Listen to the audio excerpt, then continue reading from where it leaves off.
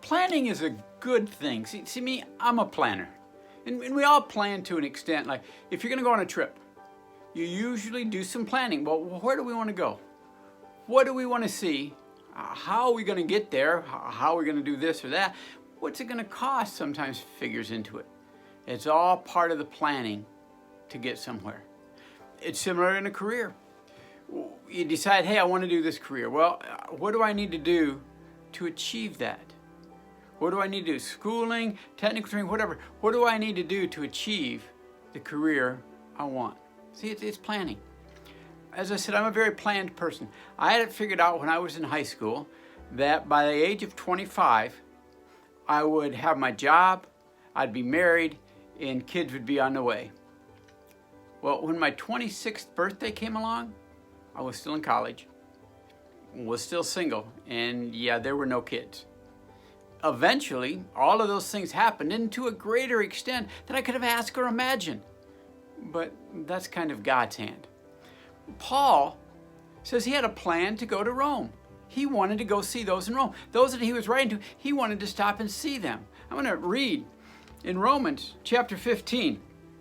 Starting in verse 28, it says, "So after I had completed this task and have made sure that they have received this fruit, I will go to Spain and visit you on the way. I know that when I come to you, I will come in full measure of the blessing of Christ." I plan to come to see you. It's that simple. And he did. Did he visit Rome? Yes. Did he go to Spain? We don't know if he made it there. But he did get to Rome. But I'm not sure if it's how he planned on it. See, he got there by ship, and he probably figured that. But he got there at the expense, not of his own, but of the Roman government. Yeah, that's right. He was a prisoner. His plan kind of came through, but maybe not as he had anticipated it. When we went to Davis, California to establish that campus ministry, we had a plan. We were going to go in and have Bible studies in these dorms, and this was going to happen, and all these things were going to happen. And I'm not going to say that our plan failed, because things didn't fail, but they didn't really go according to plan. We didn't start off with studies in the dorms. That didn't happen. Eventually we got there, but it wasn't what started us.